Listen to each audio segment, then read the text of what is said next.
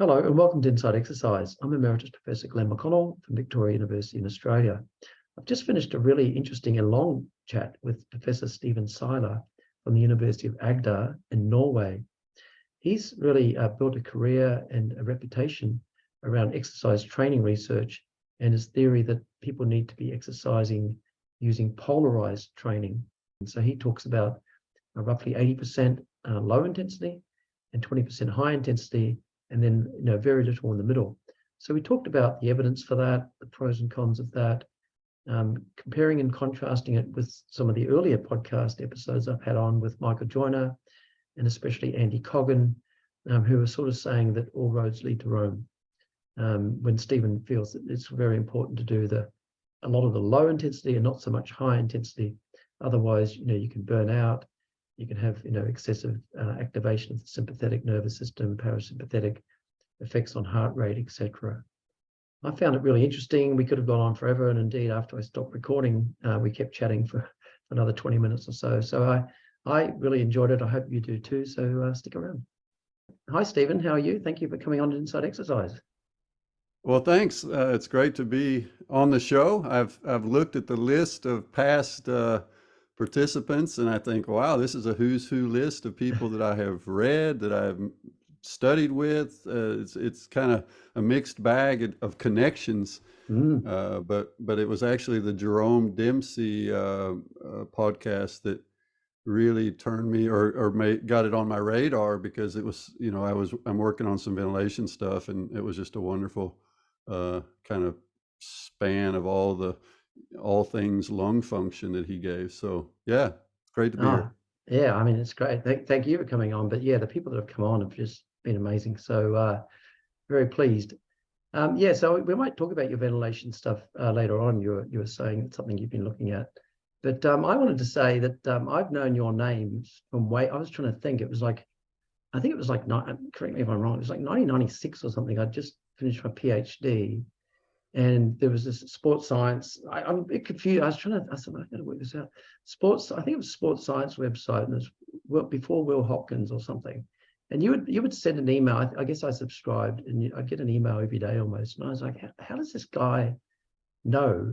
Like, I was going to say a little bit, but a fair bit about all these different areas and things. And I was slightly impressed, actually. And anyway, so I used to look at those all the time and actually feel bad about myself, because I just finished my PhD, and I'm like, well, that's kind of like my son. My son is only slightly impressed with me occasionally, so it's pretty much normal.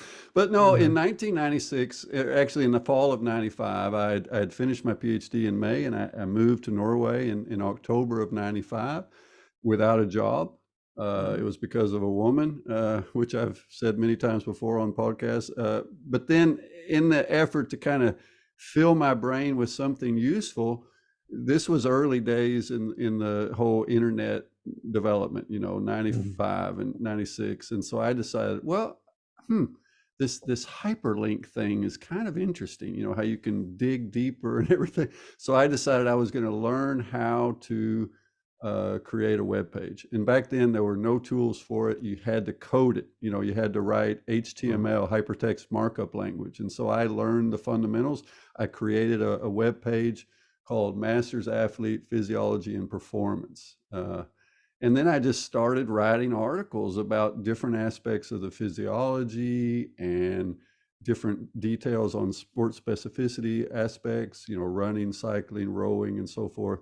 And it kind of, in those early days, it got some traction, got a lot of views relative to the size of the ecosystem at the time. And guys like Carl Foster contacted me, and because of that webpage. And so, yeah, I think it was actually turned out to be a very good use of my time back then. I guess I didn't even realize you were straight out. So where did you, just a bit of background, I guess I'm interested, were you like an athlete initially and then got into sports science research, or? Yeah, I was a typical, I call it, is a different kind of bipolar, but I was bipolar in the sense that I loved sports. I loved human, activity. I loved training. I wanted to be I wanted to play for the Dallas Cowboys American football team when I was little, but then I also loved science, and I had I literally was given the closet under the stairs, so I had a laboratory. So I had these two worlds of the nerd world of science and this physical world of training and sports, and they just kind of lived each their separate lives until I read a book. It was a book chapter by Jim Fixx, the late Jim Fixx, The Complete Runner. But there was a book chapter towards the end of the book, and it was called The Scientists of Sport. And just as soon as I saw the title, I just, wow, and I read it and I was transfixed, and it was basically, it was digging into Jim Fixx. Is that your little joke? I like that. That wasn't, well, I would like to say exactly. I thought of that. But anyway, it was really about David Costill and the early days work of establishing the physiological model for endurance and so forth. So that was the start. And then I just started exercise science, back in the early 80s, late 70s, early 80s. These programs were springing up all over the country. So we're part of that generation where exercise science became mainstream. Sports science, exercise science, kinesiology. It has different names. But anyway, and at one point I was at the University of Arkansas, the Razorbacks, and they're a good, sports university. And I called my dad and I said, Dad, I'm thinking about walking on to the football team. And walking on means you try out without a scholarship. And my dad said, son, do you think you have a legitimate chance of making a living playing the game of football? And I said, well, no, not really. I've already kind of understand I'm not fast enough and I'm not big enough. And he said, well, then I think you need to focus on your studies. And so that was the end of the dream for me. But it was the start of a new dream, start of a new process of trying to understand sports and understand the training process. I really like the way you mentioned David Costill there. He is just, I basically got a shiver up my spine because it's funny you saw Jim Fixx's book.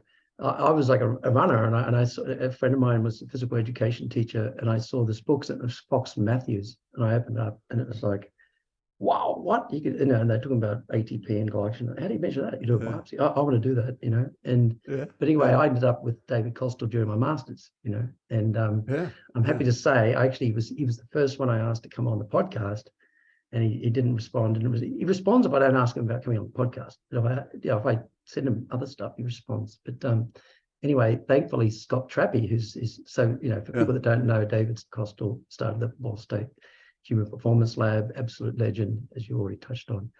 Anyway, I had Scott Trappy on a couple of weeks ago, and I said to Scott, and he said, oh, well, Dave asked me, Dave said, let me know how it goes. So next thing, Dave, emails me, I'll come on. So I'm pretty happy about that. So he's going to come on the show. Come on. That's great. He's going to come on. So he's definitely a legend. He's definitely a legend. All right. So now, all right. So what I wanted to say, sorry, can you just clarify again? You finished your PhD. So tell me where did you study and who was your supervisor and all that sort of stuff? Yeah, I was at the University of Texas at Austin. So I'd done my bachelor's and master's at the University of Arkansas, and then I went to the University of Texas at Austin. I worked with a guy named Joe Starnes, and my work was I was doing isolated heart perfusions. So my master's work I'd done, I was using rats. I was training rats both with steady state exercise and interval training. I was doing an in situ type procedure where I was measuring cardiac output, and it was pretty fun. It was, trying to coax this information from the in situ procedure and I could go into stuff on that. But anyway, so then the next step for me was to go to UT Austin, where they were doing the isolated heart method, where I was extracting the heart from rats and then subjecting it to various, perturbations. And in my case, it was oxidative stress. In the 90s, free radical oxidation was all the rage, and looking at mitochondrial function, looking at hypoxia reperfusion or ischemia reperfusion injury, which happens in the heart, during a heart attack or various, heart transplant, lots of situations. So I was simulating that. with my own work and published in, Journal of Applied Physiology and good journals on this field, on this area. But then I kind of, you reach this point where you have to say, well, either I'm going to keep diving deeper and deeper into molecular biology, or I'm going to go back to more systems physiology, which was my first love from a standpoint of the David Costill kind of thinking. Integrative, yeah. Yeah. And so as fate would have it, the decision was somewhat made for me because I met a woman from Norway at ACSM at the big sports medicine annual meeting, and ended up moving to Norway without a job, but with a PhD and with unbridled confidence that I would somehow land on my feet. And but then that pushed me back towards systems physiology because Norway had a really strong tradition in endurance sport and the physiology, along with, you were in this area of Denmark, Sweden, Norway, Sweden, with just all the, Ostron and Saltine, and then you have the Copenhagen Research Center and August Krogh. So there's a rich tradition in Scandinavia. So it was easy for me to make that move and feel like, well, I'll figure this out. And there's great, there's a lot of competency here. And so that's how it worked out. That's great. Yeah, I agree with you on that one. I'm about to do my 4th research visit to University of Copenhagen with Eric Richter. I love that. Yeah. And we're in the August Krogh building. So I love that place. So another 6 months. But I can't help thinking with you at University of Austin, Texas, University of Texas in Austin, is that you must have been interesting that you had Andy Coggan and Eddie Coyle nearby. And it could have been interesting or different if you'd ended up in that lab. Yeah. Now, Andy was already done when I came in. He was already finished and out. But Dr. Coyle was still there. He was one of my teachers. At the time, he had a course in carbohydrate metabolism, a course in cardiovascular exercise or cardiovascular function. So he was definitely influential for me in learning, and he had his style, of course. And you had John Ivey, you had just Jack Wilmore. So there was some pretty strong personalities in that group, and they weren't always. There was sometimes we as PhD students, we understood that there were rivalries. There was it wasn't a happy team always, but at the same time there was this crucible of interactions and learning, through our interactions across laboratories and lunchtime discussions and. It's a cool place to be as well, right? Austin, Texas. Yeah, it was great. And so I think I'm very happy. I had a wonderful advisor and supervisor in Joe Starnes, and great guy. And at the same time, I was able to challenge myself. And let's face it, at the time, Lance Armstrong was being tested in the lab next door. And then all of a sudden it's the Iraq war. And chemical warfare suits are being tested down in the environmental chambers. So there was just all of this going on, both, early days metabolic studies or molecular biology, and then there was systems physiology. There was just everything happening all together. So it was a great environment for just learning and seeing different possibilities. Right. All right, so that was kind of a little bit of a segue here. So I've had Andy Coggan was actually the first person on the podcast in the end, and so him and I go back a long way. He actually visited. So I was doing my PhD with Mark Hargraves at Melbourne Uni, and he came down and we trained together and things like this a bit here and there. And then he was on a few weeks ago talking about Zone 2 and is there anything special about Zone 2 and all that sort of stuff. Now I just want to say.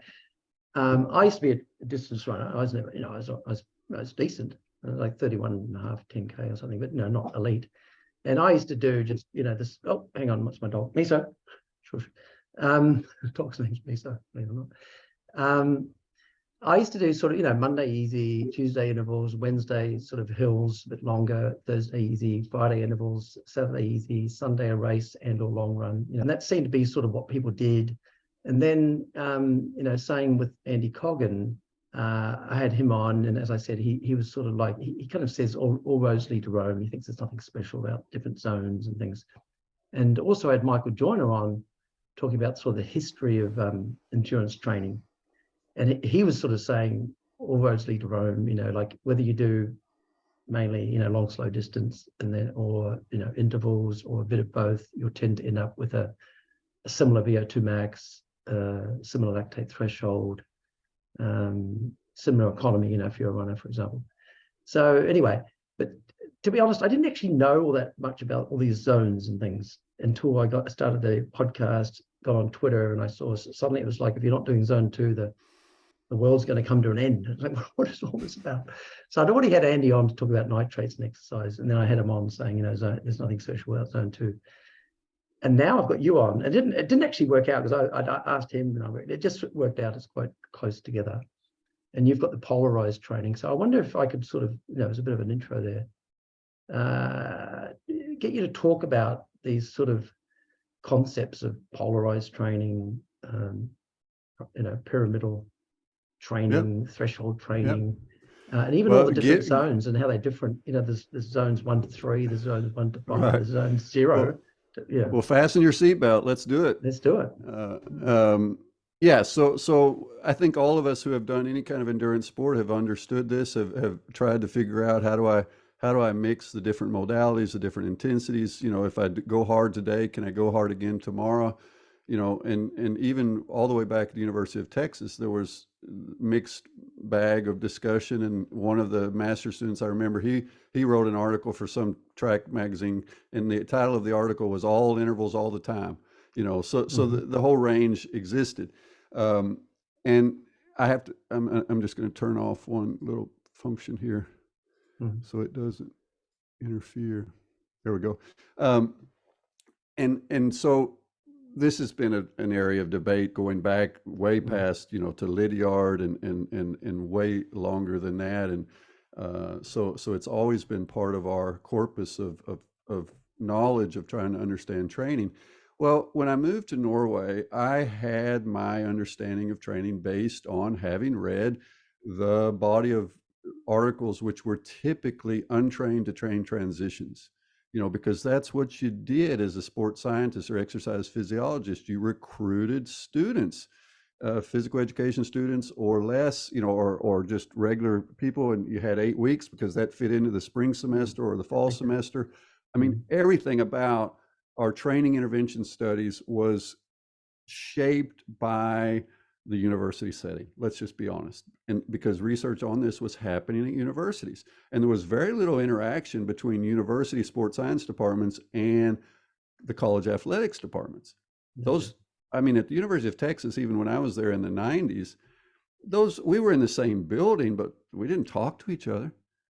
The athletic department had their systems, their stuff there, and then you had the Weasley sports scientists who were just geeking out with untrained people, or there were some trained, but you get my point. Yeah. So we have this massive body of studies done saying, if you train at 75-80% heart rate max around your lactate threshold 3-4 days a week for 8 weeks, you get a nice improvement in VO2 max, you get a solid improvement in lactate threshold. It works. And that's indisputable. And in fact, if you take untrained people and you expose them to training, 900 different genes will turn on. That's a rough estimate based on a review. But the problem is, or the interesting thing is that then if you look at trained, if you get past that first 6 months or a year, and you've trained for a year, and now you do that same stuff, well, now only 80 genes turn on. So we go from 900 to 80 in 6 months to a year. Hey, can I just interject? Is that at the same absolute or relative intensity? Yeah, you can play that game. But even at the same relative intensity, it's a dramatic change. Sure. Because the body adapts very quickly. Exercise is such a powerful stimulus. So the point of that is to say that just like in Formula One, you're not going to design a Formula One race car based on the chassis of your family Ford. it doesn't scale up. So you can't take information from that setting and scale it up. That's why companies invest millions of dollars in a Formula One setting, because that innovation environment leads to downstream innovation that ends up in the family car. But the opposite is not true. And I think we have a similar issue, that we have a lot of data on untrained to trained transitions that it doesn't really translate to a setting where you have athletes that are already well trained, but they're trying to squeeze out additional adaptations. Okay. And so that was I started seeing this. And then when I moved to Norway, I came to a place that has a rich tradition in endurance sport. I came from the United States, where everybody wanted to know your bench press and your 40-meter sprint or 40-yard sprint, to a place where cross-country skiing, they would sit and watch a 2-hour cross-country skiing race, or a 10,000-meter speed skating event, or a cycling race that lasted 6 hours, with just amazing enthusiasm and patience and understanding of the process and appreciation for how the athletes developed. And so then I started seeing these things and listening to what the coaches were saying about training. And it was not jiving with what I had learned. Like, for example, the national team coach of the cross-country skiing team, who he was coaching the greatest cross-country skiers in history, Bjorn Daly, with 8 Olympic gold medals and 90 mLs per kg VO2 max and so forth. Thomas Alsgaard, the list goes on. Well, and he writes in the newspaper, he says, well, we don't do very much threshold training because it's too much pain for too little gain. This is number one. This is in the paper, so it just shows how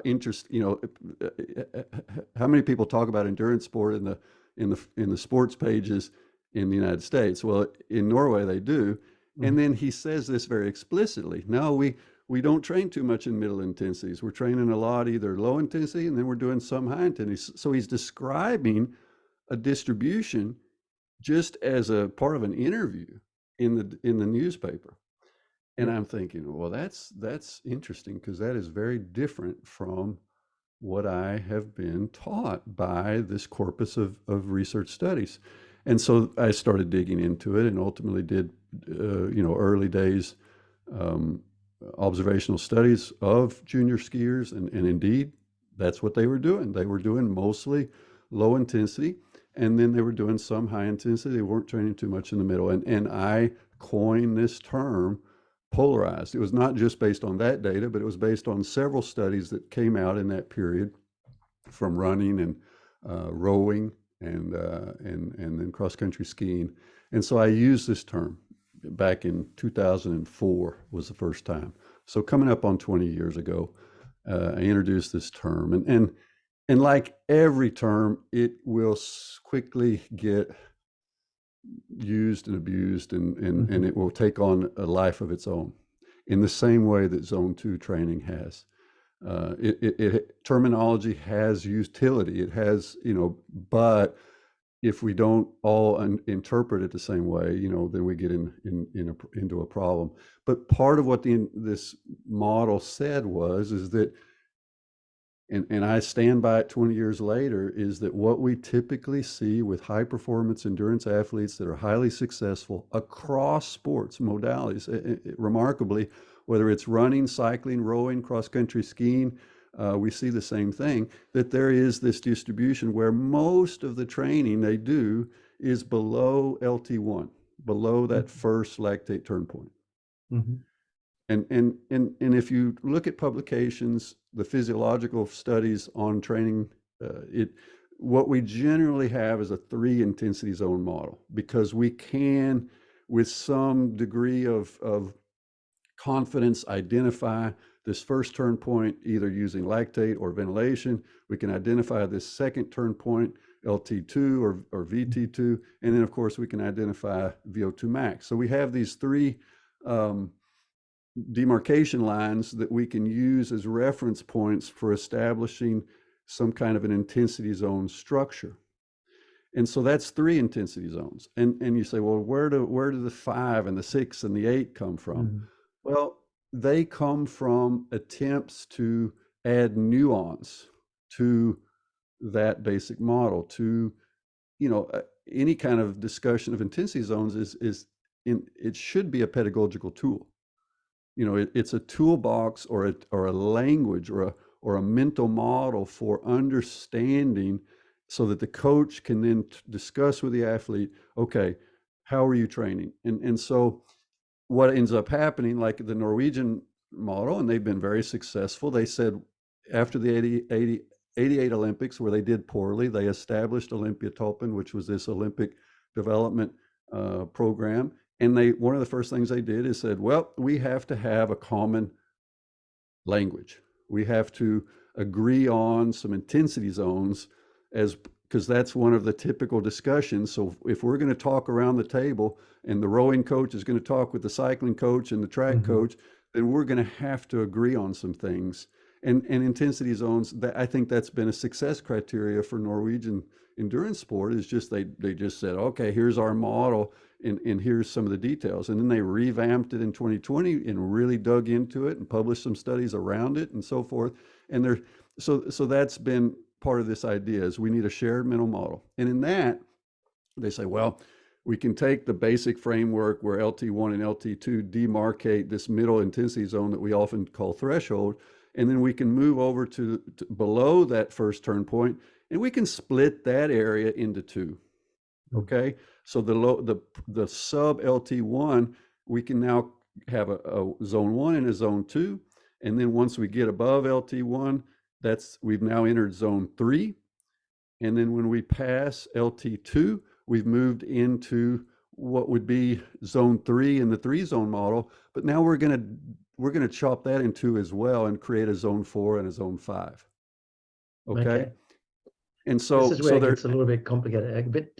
Yeah, but 5 zones just overlays on top of 3 zones with LT1 and LT2 as a common demarcation. So the middle is the same, but a 5-zone model just gives more nuance in terms of, zone 1 can be anywhere from. There's a lot going in zone 1. Yeah, it's a broad range. It can be anywhere from, I don't know, 50% of VO2 max, 45, 50 to 75, 80%. So it's a pretty big stretch. Whereas the lactate range is reasonably narrow. In cycling, it might be 50 to 75 watts range from LT1 power to LT2 power.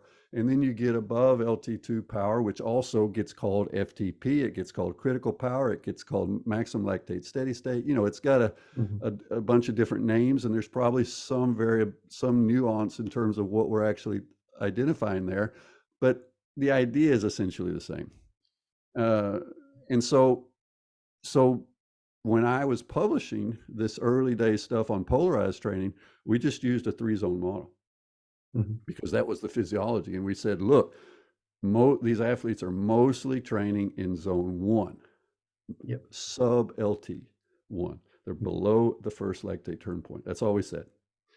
And then when we started collecting a lot of data, Olympiatoppen did a wonderful job of collecting data on world champion athletes. I was involved in some publications of, like 12, you had to be a gold medalist to be in the study, and there were 12 gold medalists in one study. And then we're looking at their intensity distribution across the year of their gold medal, their best performance. And it was very clear, highly focused on just aerobic work below LT1, and then some work in the threshold and higher intensity ranges. And so that's what we saw. Now, 20 years on, there's been a lot of nice research. Other people have looked at this, and I remember Stogl and his colleague, they did, I'm just forgetting the name right now, but they did a review where they went in and they said, you know what, it's not always polarized. The 80% part, where about 80% of the training sessions are below the lactate, the first turn point, that seems to be very consistent. But the way athletes are programming the 20%, whether it's more threshold and less above threshold, or whether vice versa, he says that varies. And so I was a reviewer there on that paper, on that review, and I said, hey, you're onto something. You know, the polarized, we're calling everything polarized when it's not necessarily truly polarized. And so they introduced, there's a little bit in the middle. yeah, and they introduced the term pyramidal. Yep. And I said, yeah, I think that's fair. And so in recent years, what we've seen, and there's been subsequent publications that have shown that, you know, again, very consistent on this low intensity component, that it's big, but either as a function of your sport or a function of where you are in your periodization, you can see differences in that distribution of the use of, you might call it threshold intensity versus high intensity versus this, you know, that zone 4-5 in the 5-zone model. And often what we see is that for athletes that are competing at very high intensity, they will tend to become more polarized during the season. So as they move from preparation period to competition period, their training intensity distribution will tend to shift a bit towards a polarized distribution, even more polarized. The easy sessions will be even easier, and the hard sessions harder. And this fits with, I guess, what people were thinking years and years ago as well. Is it you build up your base, etc. You do other training, but as you get near your races, you tend to cut back on the volume and do more. Oh, well, maybe that doesn't fit with that. I was just saying you tend to do more intensity. You do, but if we look at some of the great runners and athletes that we have data on, yes, there is a decrease in volume. The question may be whether it's a function of that they have to decrease because of their racing schedule. So, you know, it's a little bit of a chicken and egg, whether the volume decrease is a functional change that helps them elicit better performance, or whether it is just a obligatory difference that is a function of their racing schedule. Because let's face it, modern high performance athletes, they are racing a lot. You know, and so they're traveling, and once they hit the racing calendar, they're basically going from weekend to weekend racing, which forces them to move into more of a recovery modus during the midweek and so forth. So yeah, but volume does tend to go down. That's a very typical periodization we see into the competition period. And then the other is this shift towards more of a polarized model, at least among athletes doing the really high intensity stuff. You know, it may be less true for cyclists and triathletes that are competing over so many hours, you know, that they're going to hold their volume pretty high. So it is interesting. A couple of things I was thinking about while we were talking. So when I had Michael Joyner on, he was saying, it's a thing I really like that he said. He was talking about how all roads lead to Rome, yeah? But then when I said that, he said, well, it's actually more like all roads lead to Tokyo. So I don't know if you've heard. So the 5,000 meters at Tokyo, Bob Shaw won, and he was mainly doing like just intervals twice a day, every day. That's what Michael Jordan said. And then the person that got second was not far behind, was sort of long, slow distance. And then the person who got third, you know, they were all quite similar. It was a mixture, right? So he was sort of saying all roads lead to Rome, or actually to Tokyo. And that was interesting. But he also said, kind of like what you were saying as well, is that even people that you tend to think of, oh, they were long, slow distance, they would actually race quite often. So they'd be getting that. So they'd probably be your polarized, because even though you tend to say, oh, they don't do any hard stuff. No, they're racing every weekend, you know, so they're getting it during the races, right? Yeah. But I guess an interesting thing I think is, and funnily enough, I had a guy called Pope Mosley on just last week. He's did a lot of heat shock protein back in the day, and I don't know if you know Carl Gazzolfi. He was a big researcher on the gut. A lot of heat stuff. Heat and the gut and absorption. He had the triple lumen thing, absorption in the gut. Anyway, he was saying he met Carl Gazzolfi because they were doing intervals there, and they just did intervals all the time. That's all they did, you know, and that was in the 70s or something. So I'm wondering what you think about, is that sort of moved away, you know, people that used to do, so it was sort of like the, you know, no pain, no gain type thing. Right. People doing intervals twice a day, you know. Yeah. So then, you know, if I go back to my early publications, and, you know, they've been cited a lot, and it's about what is the distribution. And then, but we weren't asking, or we weren't able to answer the question, why? if this works, if this kind of polarized model and works, instead of doing more work in the middle and kind of getting more bang for your buck at middle intensities, why is this happening? What's the mechanisms that are at play? And I think now, 20 years on, we've really got some interesting data to help us understand that. But then you have to look at training as, instead of a maximization process, it's an optimization process. Because on the one hand, the coach and athlete, they are hobby molecular biologists. They are trying to induce molecular signals which will elicit very specific adaptations, increases in protein synthesis, mitochondrial proteins, structural development of capillaries, literally building these structures in the around, weaved in and out of the muscle fibers. And then, of course, a change in myocardial function, both basically what we would call this eccentric hypertrophy, and an increase in blood volume. So there's some very specific adaptations centrally and peripherally that are all happening in concert. And it is a function of molecular signaling, which you, of course, have worked with yourself, and with one of the particular, you might say, the energy charge sensor of AMPK. That's one of the sensors that we have for this process. So that's on the one side. But what we also see, and what we also have to really understand to make sense of all this, is that every time we train, more or less, we are stressing the body. We are creating a stress response at the systemic level. Autonomic nervous system activation, immune function depression, inflammatory processes, and so forth. And now, when we start looking at this more carefully, what we see is that the low intensity work that we do seems to elicit a lot of cellular signaling. We have pathways like the calcium calmodulin dependent pathway that is, the calcium sensitivity is just more is better, and it keeps it responds as the athlete gets fitter. There's higher calcium over longer periods, so it's kind of not feedback inhibited in the same way that AMPK is. And so on that side, we've got all that going, but then on the high intensity side, we elicit cortisol, responses, and autonomic nervous system is stressed. And so athletes end up having to manage signal versus stress. And I would argue that what's actually being polarized, and this is what I end up writing in this book chapter, what I think is actually being polarized or managed is stress. Okay. Mm-hmm.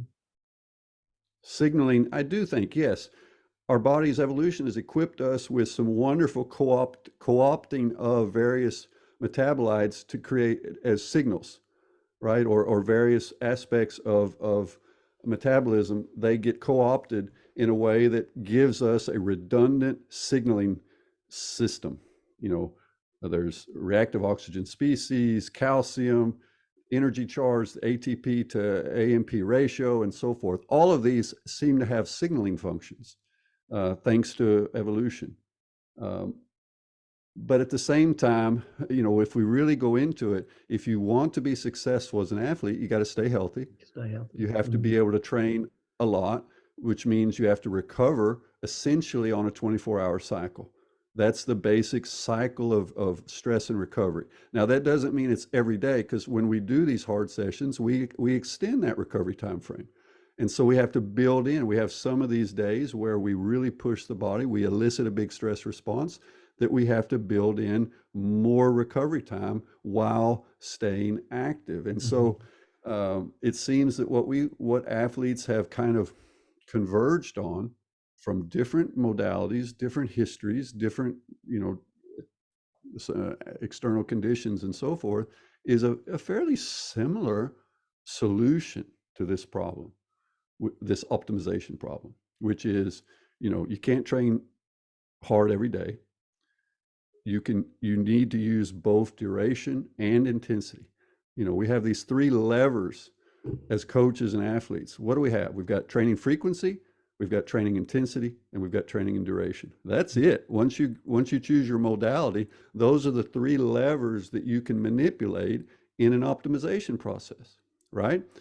And the data seems pretty clear that over a fairly large range, frequency matters and volume matters, that more frequency and more training volume is associated with a greater adaptive response. Now, it is not linear and it is not forever. It's a law of diminishing return. But the data is both on amateurs and elite over years of development. There is this clear tendency that as they do more volume, their VO2 max goes up there initially, but then later other adaptations continue to occur. VO2 max peaks pretty early for endurance athletes. 19 years old, you'll often see they're already at their highest VO2 max, but they're not at their most competitive, because that comes as they continue to develop their fractional utilization, their efficiency, and those processes seem to take longer. So there's a time-dependent process here. But you've got to stay healthy, and you've got to stay motivated, and you've got to be able to do the work. And I think that is how we end up with this polarized model, is that it's sustainable. Can I ask a few things there? Yeah, that makes sense. Just wondering, have all of these things been shown? I know you said, what happens in the real world isn't always the same as what happens in the lab, and I'm very aware that when you get trained athletes, for example, in the lab, they're often not as good as, they're not elite. But I'm just wondering, it makes sense to me that if you did, say, intervals every day, twice a day, you'd break down, and especially running. But like with cycling, is there evidence, for example, that, you're saying that activating the sympathetic nervous system over and over, you're going to break down? Is there evidence of that, that the sympathetic nervous system stays elevated or something like that? If you're cycling, I can see running because you're doing more damage. Yeah, well, you're contrasting running and cycling because the one has all this ballistic or eccentric work, so you have this mechanical load in addition to the metabolic and otherwise, whereas cycling doesn't. But the reality is a good test of this is the 3-week Grand Tour. Where athletes, the best cyclists in the world, that's the mecca, is they get to go to the Tour de France or Giro, the Tour of Italy, or the Vuelta. Those are the big three. 3 weeks, essentially every day. They get a couple of rest days, but even on the rest days, they'll cycle for a couple of hours easy just to kind of keep the system going.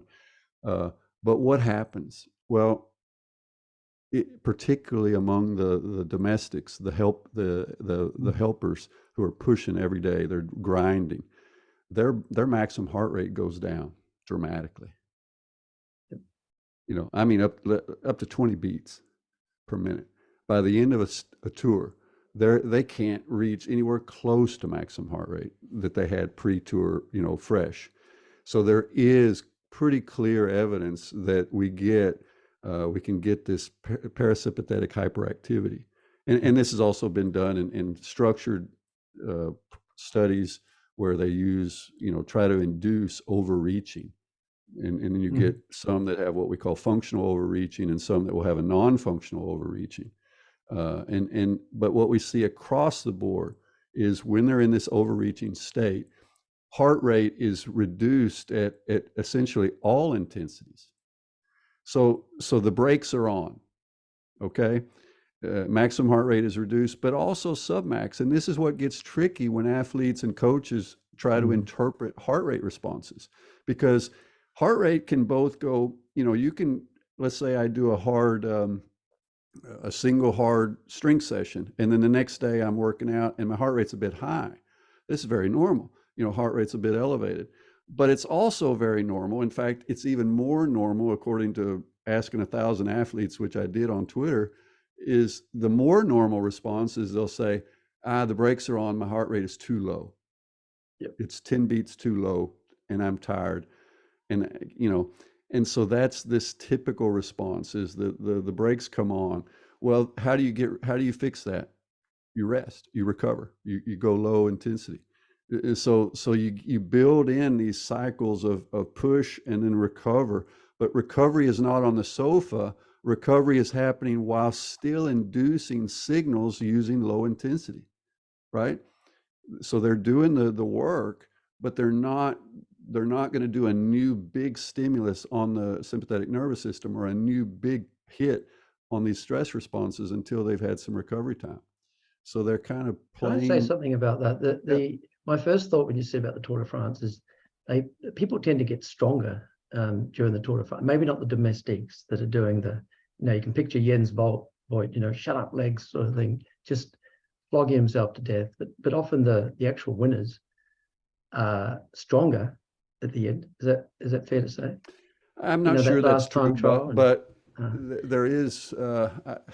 You got to remember everything's relative. So you're comparing against, but your protected riders, your GC candidates, they are being protected. They are the whole race. Right. So what you see is they are able to be polarized. They're able to do certain stages essentially just coasting. I mean, coasting True. For them, right? Whereas the domestics, what are they doing? Man, they're out in front, pulling, pressing, working threshold plus every day. Yeah. So they're in a functional overreaching protocol at the expense of their GC candidates who are being protected. And so, yeah, it's possible for the GC candidate to come into the Tour slightly undercooked. Underdone. Mm-hmm. Yeah, and then they use the first week of the Tour, which traditionally tended to have some flat stages. They would use that to kind of just get in the game, and then they would bring it on towards the second and third weeks where they were into the Pyrenees and so forth. So now that's kind of changing now because of the nature of the racing. It's getting harder and more aggressive all the time. Yeah. The other thing I thought of was, Victoria University, where I basically have left, but I'm an emeritus professor there still. So David Bishop is there. I remember he wanted to look at mitochondrial, function and biogenesis, and wanted to see with overtraining. He assumed that you'd get a reduction in mitochondrial function and things like that. So he got people in that were trained already, and then he trained them just added HIIT training twice a day. I think it was for 3 weeks or something. Just wanted to screw them up basically and see what happened to the mitochondria. They got better. The mitochondria got better. So, and I remember also, I think John Hawley and Nigel Stiptoe did something similar where they got people in and they just got better. So I'm just wondering, I'm kind of being a bit of a devil's advocate, I guess. I'm just trying to, things keep popping in my head. I'm just throwing them out there. What do you think about that, I guess? Well, again, I think you have to separate the local adaptation from the systemic strain. And so it's all about sustainability. So I think athletes or subjects can be pushed through pretty much anything for 4 weeks. Yeah, exactly. Yeah. Mm-hmm. But that's not what athletes do. So how many workouts will an elite or a high performance athlete do? Hundreds in a year. Exactly. Even an amateur, mm-hmm. Even an age grouper is going to do 150 training sessions, training 3 days a week. Now, if you're training 6 to 7 days a week, my daughter's a runner. She'll take a rest day every second, third week, so it's almost daily training. Mm-hmm. And some of them are doing twice a day training. So there can be 500 sessions in a year, 600 sessions in a year among triathletes. Okay. So that is a different you need that situation. Consistency year to year building. Yeah, you got to recover. I totally understand that. Uh-huh. Now, what about, I try and keep it simple, I guess, is it's always been hard day, easy day, hard day, easy day. Do people really, because I get the feeling people are like, oh, I've got to work out my lactate threshold. I've got to go into the lab and work out where's my lactate threshold 1, where's my lactate threshold 2. Now, can they just do hard, easy, hard, which is what I used to do, hard day, easy day. Or do you think it does need to be? And again, I guess another thing I want to talk about is, I saw your TED talk where you were saying, that your average person can train like an elite athlete. So I want to bring that in as well. It was trying to be a bit motivating because I think I also did a bit of I was asked by Adidas to help with a launch of a shoe aimed at beginning runners. And in both cases, the point of all that was to say that, one of the best ways to kill off the enthusiasm of an untrained person that's been sitting on the sofa that you want to help fit, they go out too hard. they get told by some personal trainer, no pain, no gain, and all this. And what do they do after 2 weeks? They're back on the sofa because it was just a horrible experience. Oh, the worst thing I hate is they have these things, the Biggest Loser or whatever. I don't know if you have that in Norway. They get them in there, they just take them to the gym and just kill them. They just beat the crap out of them. Just do 3 reps or one 7-10 or something. I agree. So I tend to, in recent years, I've said, look, here's how you do this. If you want to help people, you start with frequency. You start with saying, all right, what are you willing to give? What do you have time? You've got 3 kids, you've got a job. What is a sustainable investment? And that person says, hey, I'm able to do this 3 times a week. Great. Okay. So let's start there and let's get you out the door. Out the door. That is just like in metabolisms, that enzyme kinetics, it's that first push that is the hardest, right? And so is if we can get them out the door, and then they say, yeah, but how hard do I go? Don't worry about it. Walk, jog a bit, do something. Whatever. Just get out the door. And now we do that for 2 or 3 weeks, and we're starting to establish what? A habit. We're starting to establish, the brain is starting to get used to this. And then I say, all right, how you doing? 3 days a week. You're consistent. Have you been able to do this? Yeah. All right. Now you're ready to increase the duration a bit. What's your duration been? 20, 30 minutes. Awesome. Okay. So one of those 3 days a week, we're going to start stretching it slowly with the goal of reaching 60 minutes. Okay. And then we go 4 more weeks and 5 weeks, and it slowly build out the duration a bit. And then we say, all right, how you doing? Still waking up every day, ready to go, enjoying training, rest, able to sleep, Yeah, I'm handling this. Okay. Now, on one of those 3 days, you remember, that hill that that is by your house? All right, we're going to use that as an interval training arena. I'm going to have you run up that hill and then come back down and run up it again. We're going to do that 6 times. And then you'll keep going. Okay, that sounds scary. Yeah, but it's going to be good. And so now we've introduced some high intensity. You with me? So it's frequency, duration, intensity as the cherry on top. And that works. And that's what athletes do as well. But unfortunately, what often happens when the untrained person goes out, they get their personal trainer, they go to the fitness center. That's too much. Exactly. They flip it on its head. They flip it on its head because the personal trainer doesn't feel like they're useful. They're not doing their job. Yeah, exactly. Unless they've got a whip. Come on. No problems with that. I totally agree. Yeah. So, you don't need a personal trainer to be with you out in the forest for 2 hours. The biggest thing we need, I think it's probably come up on every second podcast, we just need people to be doing something. That's the problem. Yeah. That's the population-wide problem. And evolution has equipped us with a remarkable adaptability at that low intensity range. You can take, what is it? David Lieberman, I think is the name, that's done all the work on the hunting process. The what do you call it? Persistence hunting. So that's kind of in our genes that we have the responsiveness to that steady low intensity aerobic work. Yeah. So we managed to we probably haven't done a podcast this long, and we haven't mentioned 80-20 yet. So I guess if we're talking about polarizing, we're talking about 80% easy. Yeah. So, and this is where, again, I saw someone said zone 0. So you need to explain zone 0 to me somewhere. That hasn't come up. But I've in this book chapter I'm writing, I've used some zones, and I said, obviously there must be a too low intensity. So sitting here now is zone 0, right? Yeah, I don't think this is zone 1 we're doing now. And so we have to, and it's probably a moving scale for a very untrained person. Maybe even 40-45% of VO2 max is enough to get some adaptive benefit in the first 2 weeks. You know what I'm saying? And then that lower end moves up. But we have to also remember now, because we typically will gauge intensity as a percentage of VO2 max, right?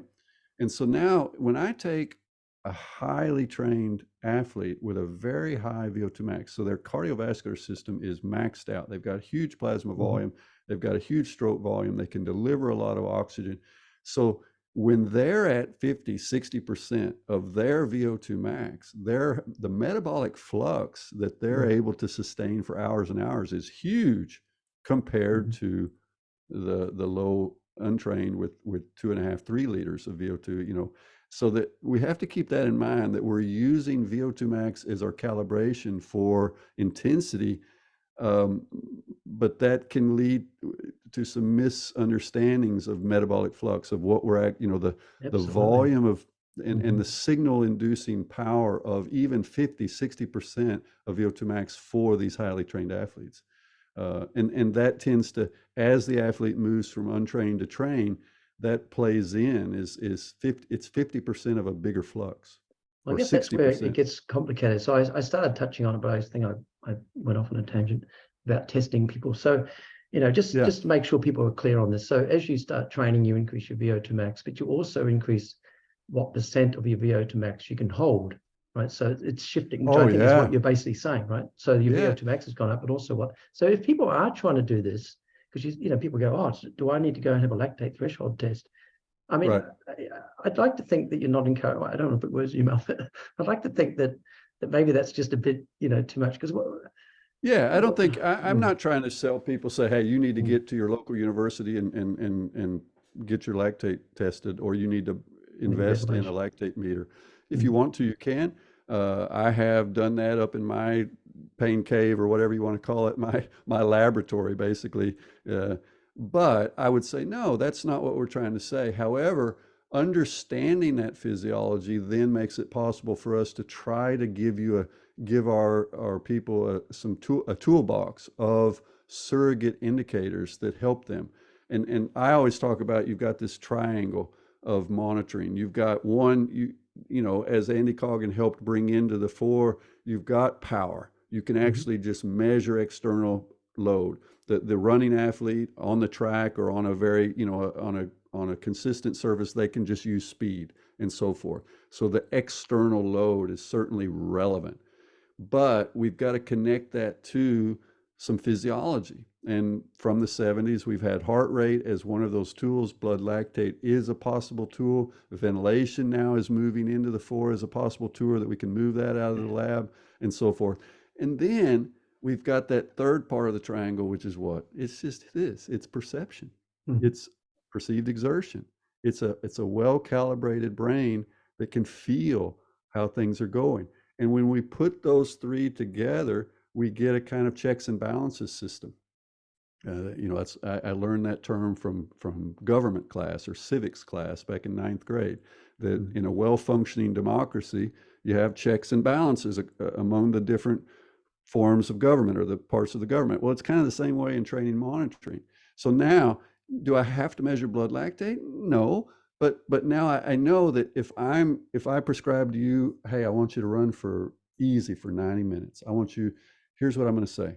You should be at an intensity where you can actually be looking externally. Your brain can be enjoying the scenery. You can be talking to your talking to your mate. So I've got both this idea that the brain is not having to squeeze down and concentrate because the intensity is so high. That's very typical. I'm telling them that the talking test is implicit, because they can be having a bit of a conversation. Now, you're not going to jabber all the time, but you can talk in sentences, and you feel like it works with your breathing. So that's a secondary measure. And then I'm going to say, if you've got your heart rate monitor on, then that heart rate, once you've warmed up and gotten 15 minutes in, and core temperature's up and everything, it should be a pretty flat, stable heart rate. It shouldn't be just drifting up, up, up. So I'm giving them some surrogate indicators, because here's the problem, that the one thing that's missing from, once you're well trained in that, is when you go out and run for 90 minutes and you stay disciplined, you don't get the huge endorphin kick. Right? Whereas when you nudge up into the threshold, I think you get a higher endorphin kick. And so it feels more stimulating. But if you do that every day, then you end up with some challenges in terms of recovery. And so that's the thing. When you talk to athletes, they'll say, well, I'm not getting an endorphin kick every day because I'm just doing the work. But on a 6-hour ride, we'll stop and have a cappuccino, and we're laughing it up. We're enjoying what we're doing in different ways, but we're kind of past that stage where every day is an endorphin kick. We do this for a living. That's a bit of a thing that annoys me, because when I was a runner, so I'd be running, I don't know, 100 Ks, 60 miles or 80 miles a week. I reckon I had the runner's high thing. I reckon I had it like once ever, maybe twice. Yeah. It's more that I was just like sizzling up a hill, and I was like, I couldn't get the smile off my face. Like I was doing hill repeats, and I'm like smiling. And I was like, this is just awesome. You're baring your teeth. You're not smiling. You're baring your teeth. No, I was smiling. I couldn't, because people would drive. It was dark, and I was running up a hill, and the cars were coming back the other way. And I thought, they're just going to think I'm mad. I'm smiling running up a hill. So I think that's the only time I had runner's high thing, but I never had it otherwise with all the intervals and things. All right, now one thing. All right, I got to ask you this, because I did an interval session 2 days ago, and I haven't been doing really high intensity intervals. I haven't been doing them in a way that I felt the other day. And here's what I felt, and I bet you'll remember this: the taste of blood in your mouth. Right? Do you remember those sessions where you could actually taste what tasted a bit like blood? I guess you remember that? A metallic taste in your mouth. Yeah. The other and then the other thing I had was I had some pulmonary issues. I was coughing after that workout. And those are two interesting phenomena that say something about when we're really on that ragged edge. And I had to look up. I said, why do you get this metal taste? And at least the consensus is that you get a bit of pulmonary edema, and that you, at the alveolar level, you may have some blood cells that are getting ruptured, and then you get a bit of hemoglobin leakage, and so then you get the iron taste. That's the argument for blood taste. But the thing about this is, and also with the pulmonary edema and the coughing, probably also due to some scraping of endothelial cells and so forth, both of those are happening at really high intensity, but they both are very common when you're not well trained. But as you get well trained, it doesn't happen, right? Because the fitness level is high enough that we're not going that deep. We're not getting that really tough pulmonary response. We're not getting that. And so I was like, wow, I haven't tasted blood in my mouth in a long time. That was tough. It just tells me I haven't been doing this kind of interval, and there's probably a good reason, because I'm 57. I don't want to do this very often, but it says something about how deep you can go, and I'm sure when I raced in rowing, man, I would be coughing up a lung after. My lungs, I would get some pulmonary. It's funny you say, because you mentioned Jerry Dempsey's podcast that you'd seen. Was that before we started recording? I can't remember. Was that during the podcast, or was it before we started? I can't remember. You said you saw Jerry Dempsey's, and he was doing I just heard the horses. Yeah. So and they need to wear a nasal strip, unlike humans. Saying horses actually have a rationale to wear a nasal strip. Yeah, because they got this big, long. Anyway, so I love comparative physiology, and Jerome Dempsey was getting into some of those weeds as well. Yeah. Okay. Another thing I've thought of is, how you said pretty much every event they tend to do polarizing, but you did touch on some pyramidal, Yeah, training. absolutely. But what about swimmers though? They tend to do the high intensity stuff the whole time, like intervals. No, that's not true. That's not true. Well, not back at, maybe not the whole time. I check you on that, because man, swimmers do such high volumes. In fact, I would almost argue what I don't get is that even the sprinters, the 50-meter specialists, if you look at how they're training, you would say, that's not how sprinters on the track do. They look more like endurance athletes, because they do so much volume. I thought they could do a lot of high intensity intervals though. Well, what about back to David Costill? Remember David Costill got half, that was when I was there, he got half the Ball State swim team to do like just one session a day instead of two, and half. But then you'll probably say it's because it was short term. Anyway, they did as well or better doing the higher intensity volume. Well, I would say two things. Number one, the one endurance sport that I have kind of stayed away from has been swimming. Because it is different, and I think there is some tradition of functional or non-functional overreaching. It's almost built into their programs that they will tend to train the athlete on the assumption that they need to push them pretty deep into a state of fatigue, and then they get this super compensation effect. As well. Yeah, they do the Yeah, long, so they because do that a was, long taper, a mhm, big supercompensation that's effect, maybe different. and and there's Mhm. been a number of studies that have really put a lot of question marks around that whole thing. Is do you need that? Can we It demonstrate doesn't seem to that? make sense. Yeah. No, it doesn't. But it's so deeply entwined in the mystique of Psyche. Yeah. swimming. Hmm. So I'm actually I've been asked to give a lecture in September for like American Swimming Coaches Association. So I'm gonna fly over and talk for two lectures. And I'm going into this den of cultural bias Mm. towards what they've been doing. And so I said, look, I don't do swimming research, but I'll do the best I can. So it should be fun. Okay. Now with the 80-20 thing again, I have to admit, I was actually thinking it was the time that you're actually exercising, but it's Right. not. It's the number of is it the number of sessions? So if you're doing 5 sessions, you'd say you do 4, the low Yeah, so intensity in let's one. let's unpack that a little Mm. bit. So back in 2004 and 2006, when we did this stuff, you know, we we used a categorical model where we said, all right, what was the intent of the session and was it executed according to that intent? And then we would place their training sessions, over 400 sessions among these 11 athletes at the time, in these different categories, and then looked at the distribution. So we were looking at it from a categorical session goal approach, not from a time approach. And then subsequently, I had a PhD student who went to elite training camps with cross-country skiers, and they were unaware of the actual intent of the research. And so we were able to get data on how they were training, and whether or not they were training as prescribed. And then we were able to do a bit of a conversion process. And so what we saw was that 80-20 based on session converted to like 90-10 based Mm. on time and zone. Yep. Because low intensity sessions tend to be longer. And even when you're doing a high intensity session, you've got warm up time and cool down time.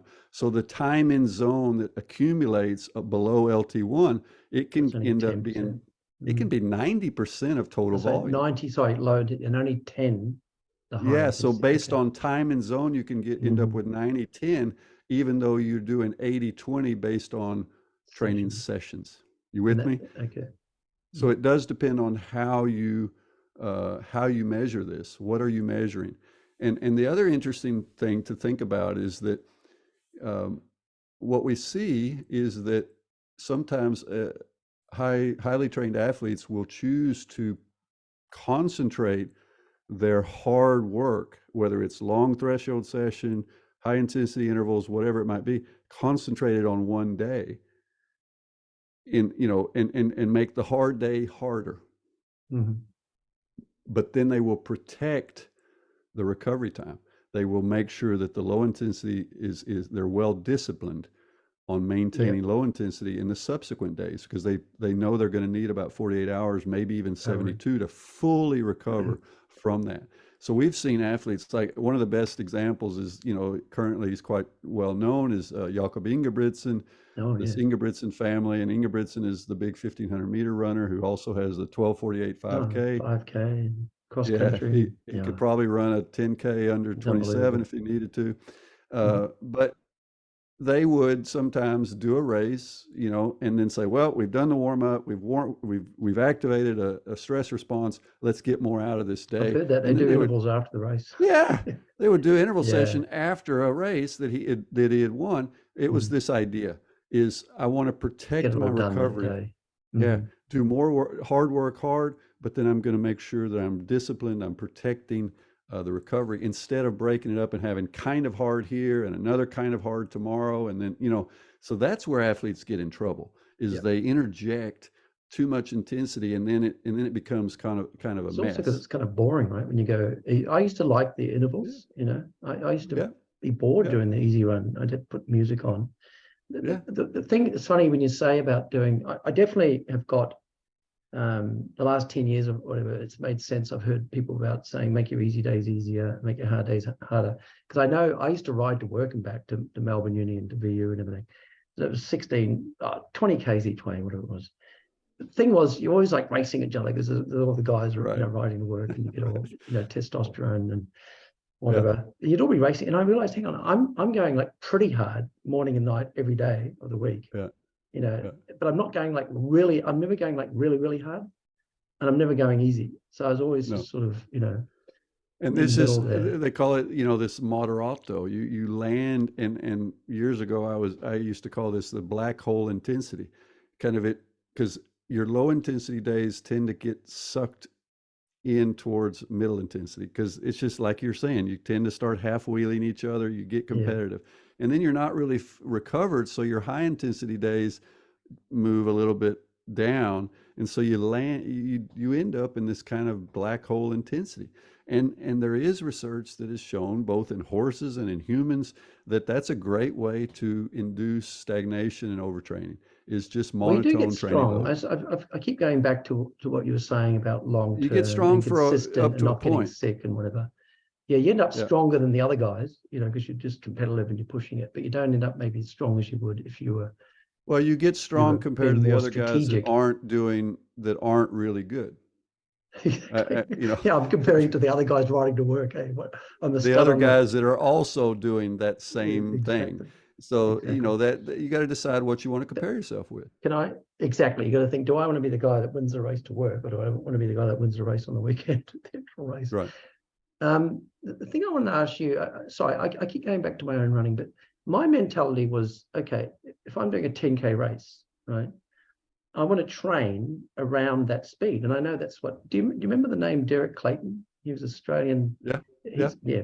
So Australian, I like talking about. He had the marathon record for years. Yes, but 1969, he ran 2:8:33 in 1969. Yeah. It wasn't broken until Roberto Salazar, 2:8:18 in 1981.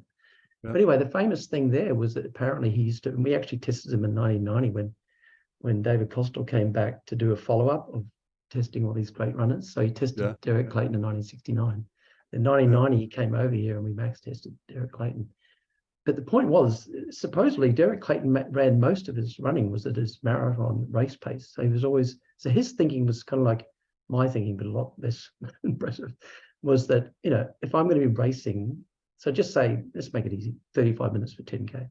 Well, shouldn't I run, around that? So a bit slower, a bit harder, and maybe push it. If I'm a 35-minute 10K runner, maybe I should do my intervals at 34 minutes. And a lot of people do like really faster than that. And you say, well, what's the logic of that? That's more sort of anaerobic type intervals. So I remember we'd be doing 400s, and all these guys would be blowing me away on the the training, but then I'd blow them away on the race on the weekend, because I'd be sort of trying to do these aerobic intervals sort of thing. So anyway, I guess that's threshold type training, and I guess you're saying that's something that you don't feel like you don't need that. You need really fast, really slow. Well, not really slow, but just you're slow and you're really hard, and you don't really need to do anything around. No, here's what I would say is hard depends on the situation, because remember, intensity does not live in a vacuum. Intensity only has meaning when you attach a duration to it. So like one of my PhD students said, look, running at threshold when you're really well trained is hard, because you are well trained enough to hold 88, 90% for a long time. It is tough. And so I said, all right, I want you to be my PhD student, so that, because he was kind of arguing a bit against this idea of just pure polarization. And so I think it's become more nuanced in saying that look, a threshold session is hard. It's not easy. And in fact, because again, it's intensity times duration. So it's more an issue of how you are combining those and generating that stimuli and the stress. But once you pass LT1, once you get into threshold plus, for example, we looked at this using heart rate variability. We had well-trained orienteers and runners do 4 different kinds of workouts. They did a low intensity for 60 minutes, low intensity for 2 hours, then a threshold session, and then a typical, I think it was 6 times 4 minute interval session, or 6 times 5. I can't remember exactly, but it was a typical VO2 max interval session. So we did 4 different sessions, and then we looked at their heart rate variability recovery after. So we had resting heart rate variability, and then how did it recover? And what we saw was, in these well-trained athletes, man, 2 hours at low intensity blood lactate 1 millimolar, RPE 11, 10, 11, their heart rate variability actually super compensated within 10 minutes. I mean, it was just like, and they would say, oh, I feel better after the workout than I did before. But as soon as they hit threshold intensity, blood lactate 2.5 to 3 millimolar for those guys, and then also for the high intensity, it was the same delayed heart rate variability recovery response. It was indistinguishable between the threshold session and the high intensity interval session. You with me? So there seemed to be a bipolar response, not a tripolar, or you know what you with me? I would have kind of expected low intensity has this reaction, high threshold here, and then high intensity, but it wasn't that way. It's once you crossed into that sympathetic activation response, then we were not able to distinguish, you know, and we published this in like 2007. It's been cited hundreds and hundreds of times, but and I think it's been consistently reproduced. So the point of all that is to say that when we're thinking about training intensity, after 20 years, I would almost say it ends up kind of being a bipolar deal. You're either using an extensive session, low lactate, low stress response, using duration to your favor, or you are using a high stress, high intensity approach where intensity times duration is going to create a pretty strong sympathetic nervous system response, but you want that because you want the signals that come with it, right? So you're managing those two approaches, and then the distribution seems to be something like 80-20. Now, is 80-20 a straitjacket? Is it a golden number? No, it's a typical range, and depending on where you are in the season and your individual, how you recover, your age, and so forth, it can be a bit different. But that gives you it gives you, I would call, guardrails as a starting point. You know, like guardrails on a windy road going downhill. You still got to drive the car, but it'll keep you from going off the cliff if you make a mistake. Yep. Okay. I realized I also kind of convoluted what I was saying. So what Clayton would do was he'd do all his running at sort of his race pace. Yeah. Yeah. So that would be doing a 10-mile run.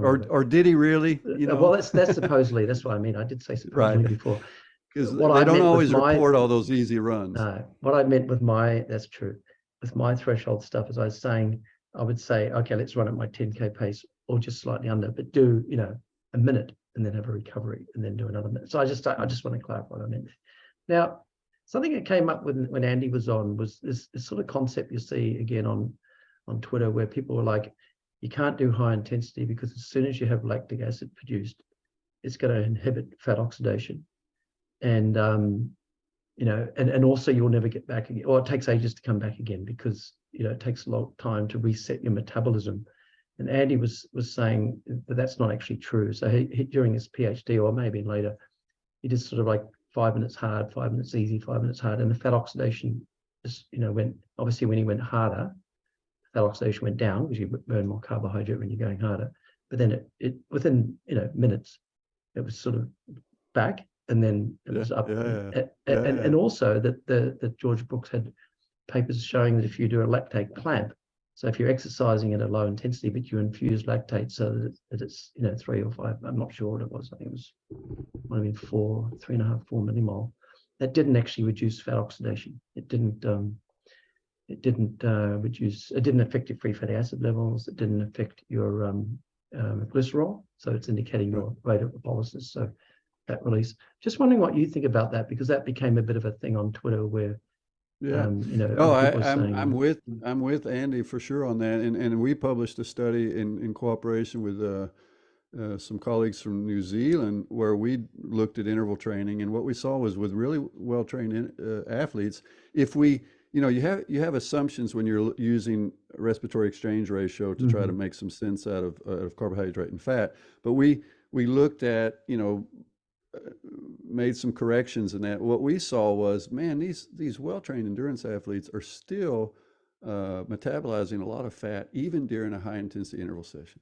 You know, they are, like you say, fat oxidation is still happening. They have such good metabolic control, yes, there is blood lactate, the blood lactate is elevated, but there's still Yeah. oxidizing fat to a much greater extent than the lesser trained Mhm. athletes. So the data we have on that is All completely right. consistent with Good. what Andy is saying. Inigo Milan has, kind of, I suppose, with others, has popularized this term zone 2 training. I Mhm. think what Inigo is trying to say is that he's trying to argue that, well, you don't want to be way down on the lowest end of zone 1 or that green zone or sub LT1. You want to be kind of up towards LT2. So that's Mhm. basically what he's saying is, we're towards LT1. You want to be, excuse me. So if your LT1 is 225 watts, that's about where I'm at, then, you may be at 200 watts, not at Mhm. 140, right? Mhm. That's that zone 2 conceptualization, is that I'm still in that green area. I'm still in that sub threshold range, sub LT1, but I'm not way down here where I'm just, not getting anything out of it. So, and that's been turned That's into this biblical mhm. kind of value. And then you say, well, where does zone 1 end and zone 2 begin? Mhm. We don't have data on that. Maybe Inigo Milan would say, well, I can look at it from a perspective of glycolysis and fat metabolism and the interact, or the total, between them. Maybe that's how he's approaching it. Yeah, because people have ended up thinking if I go outside zone 2, I get lactate, and that's going to stuff up my fat oxidation, and I won't be able to burn fat, and I'll use up all my glycogen during my races and things like that. And that Yeah. to me, that's not really See, the I would thing. argue for a different reason, is that, hey, don't let every easy workout turn into a threshold session because you end up having to race your friend up a hill, and then you do a sprint, and then you add Save the, it for and the then hard. Yeah, yeah. Save it. yeah, it's Mhm. more about that, is maintaining some discipline and keeping easy and hard, and over 500 or 300 500 training sessions, that does seem to make a difference. So for me, it's more about managing stress. Right. I do think there's some interesting data, like David Bishop has done some work that suggests that, yeah, very high lactate or high or low pH may have some inhibitory effects. And what we've found with elite athletes is they tend to self manage when they're doing the so-called high intensity interval work. They tend to be, you might say, in zone 4, not zone 5. They're above LT2, but not very far above. This is the sort of sweet spot people talk about, is it? Yeah, Or because don't get me started. Sweet yeah, spot I is the don't. most misused term That I just came know. out of nowhere, didn't it? It's so misused, because if you ask, when I ask people, well, yeah, what's sweet spot? Then it's somewhere between uh, zone 1 and zone 3. All three of the zones. Yeah, yeah. It can be below LT1. It can be slightly above LT2.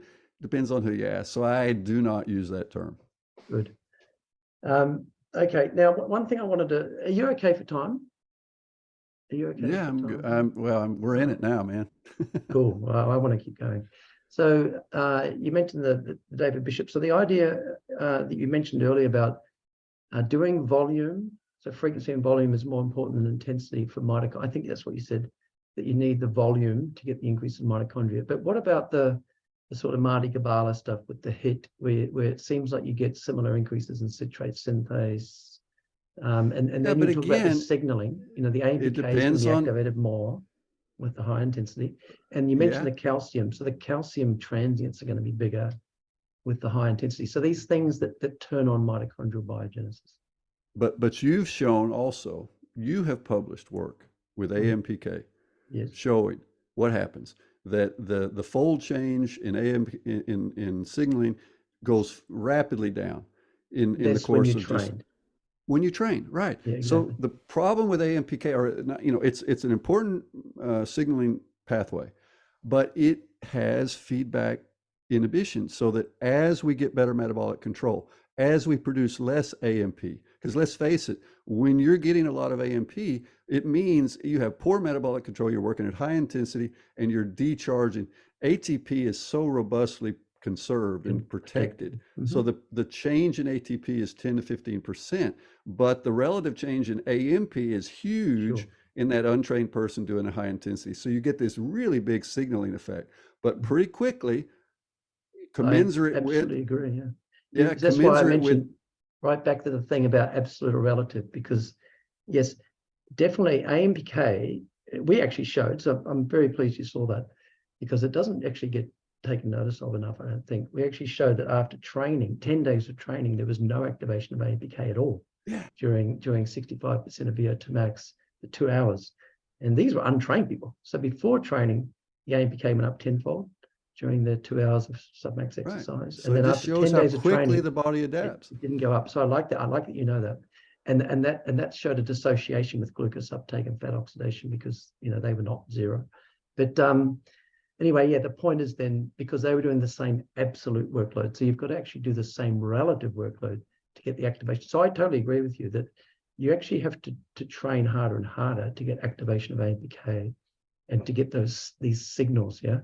But still, what I want to do is I just don't know if it's that clear that people, again, they tend to run, we know what it's like on Twitter and things. People they know enough to be dangerous, they run with it, yeah.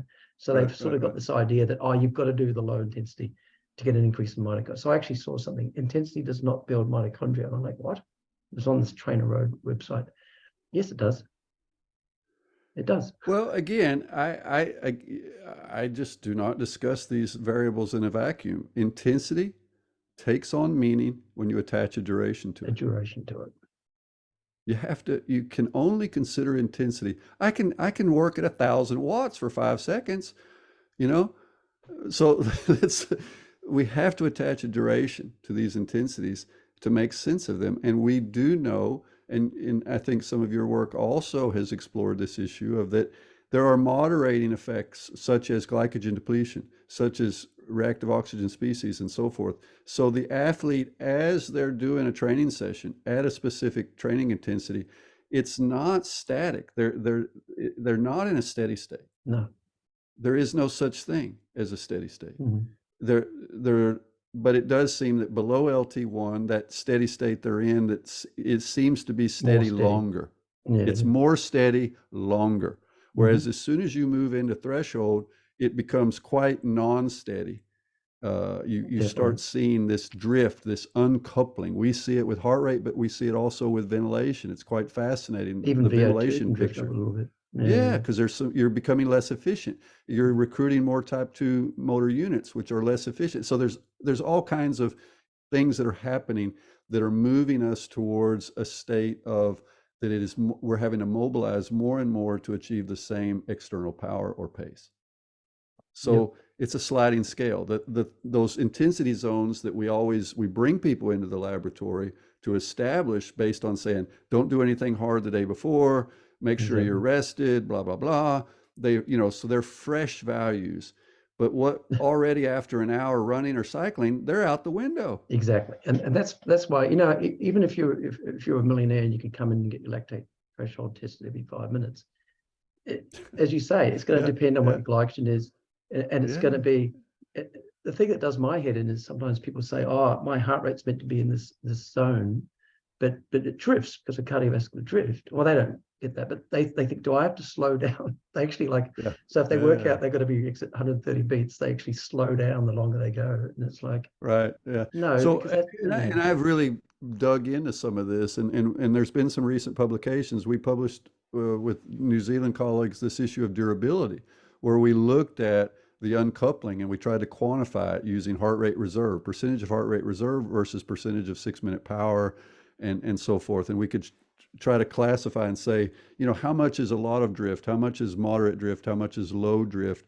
And so I think there is some scope there for trying to use the drift magnitude as a bit of a guiding variable for saying when should we say enough is enough on a long run or a long ride. For example, if I ride at 200 watts for 2 hours, I essentially have a flat response. I don't get much drift at all. But after 2 hours, very consistently, I start drifting up. And I know I have a lot of fast twitch fibers. I'm not a really pure endurance type. And so that third hour, I start getting a lot of uncoupling, but I can deal with 1 more hour. However, if I go to 4 hours, the uncoupling is huge and I'm stressed out and I want off the bike and I'm really fatigued the day after. So now a low intensity session has become a high stress session just as a function of duration. You with me? Yeah. What I wonder about is it also makes a difference how much you're drinking, for example. If you don't drink, then your stroke volume will... But even if I maintain a really good drinking schedule, okay. I'm in Norway at 16 degrees C. I've got really, literally my cycling, I've got 5 different fans blowing on me, both front and back. So I'm doing everything I can to take core temperature elevation out of the picture. And you're still getting the drift. You're still getting. I'm still getting the drift. Okay. Well, I guess my point was, if people aren't drinking enough, they think, oh, I'm getting the stress because my cardiovascular it's worse. But it's really just because you're not drinking. Yeah, exactly. Yeah. All right. Now, and Jose Alonso Gonzalez, who you've had on the show, we were contemporaries. We were PhD students together, and he was doing a lot of great work on all of that at the time. So I'm very cognizant of heat stress. But even if you control for that, you get cardiovascular drift. Sure. Now, do you mind if I start? I've got some questions from Twitter and things. So someone said, isn't it true that most endurance, I think you're going to say no, isn't it true that most endurance athletes actually train in a pyramidal, not polarized fashion, ? It really depends on how you measure it, because if I can show you all kinds of workouts where I can take the power and it's polarized, but because heart rate, if you're using always heart rate as your indicator, well, heart rate has lag time, both pre and post. So you end up, as you move up to high intensity, what are you doing? You're going through moderate intensity or through threshold intensity. So based on your heart rate distribution, you'll say, oh, I had quite a bit of work at threshold. Well, no, you didn't.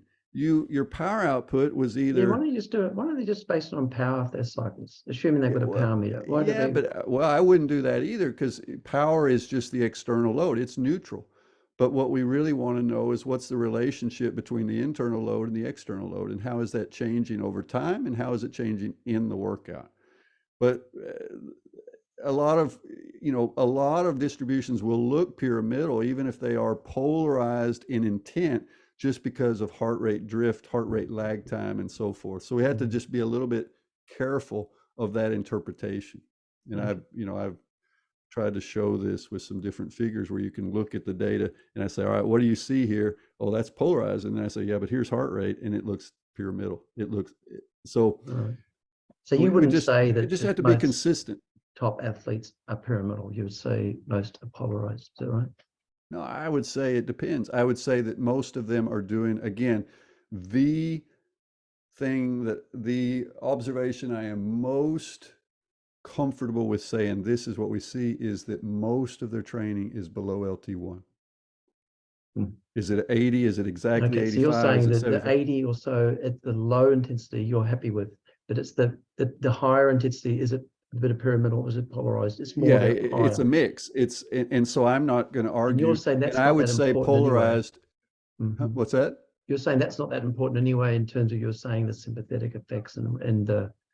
I think when we understand training intensity distribution as a management, an optimization process where we're managing stress and signal, we're trying to ensure we get signal while managing stress, then there are different ways to roam within that framework. And hard threshold session, high intensity, 5x5 interval session versus 3x 20-minute threshold can both be very tough sessions, very stressful, very demanding, and very, have big signal, but they also have a big stress response associated with them. So within that 20%, I think then it becomes, we go back to some of the issues like you were discussing earlier, which is race pace specificity, whether you're preparing very specifically. If my daughter is going to run a 10K, we may be doing 4 or 5 times 8 minutes at so pretty close to race pace. We're starting to really zero in on 10K race pace.